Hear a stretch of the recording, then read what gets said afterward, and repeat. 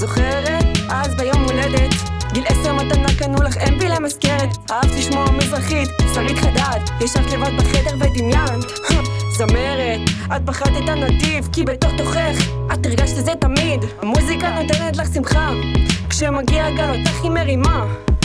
בכי, כעס, עצב וגם צחוק, שמה אוזניות ומכוונת לרחוק. עולם על מיוט, 3 שניות ואת עמוק עמוק במחשבות. שמת הכל בצד, התרכז בלימודים, רצית לתת הנחת להורים. כשכולם מסביב אמרו לפרוש, החלום נהיה רחוק בפי 3. אין דבר כזה, אין דבר כזה. מה?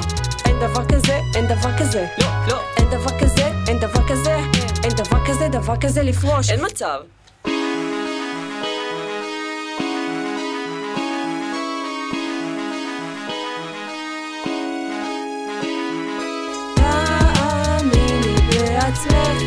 את אף פעם לא לבד, גם אם לפעמים קשה.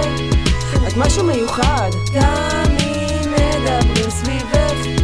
את תמיד מספר 1, אז תאמיני בעצמך. תאמיני בעצמך. אחרי צבא, כשכולם על הטיול, את ישבת וגם חישבת את המסלול.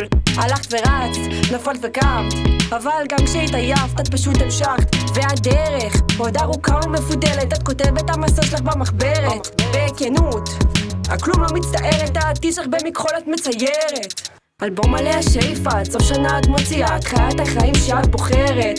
ובאותה נשימה גדלה גם הציפייה לצאת לקום לשבור את המסגרת. את מה שאת, כזאת לא מתנצלת, סוללת הנתיב שלך אחרת.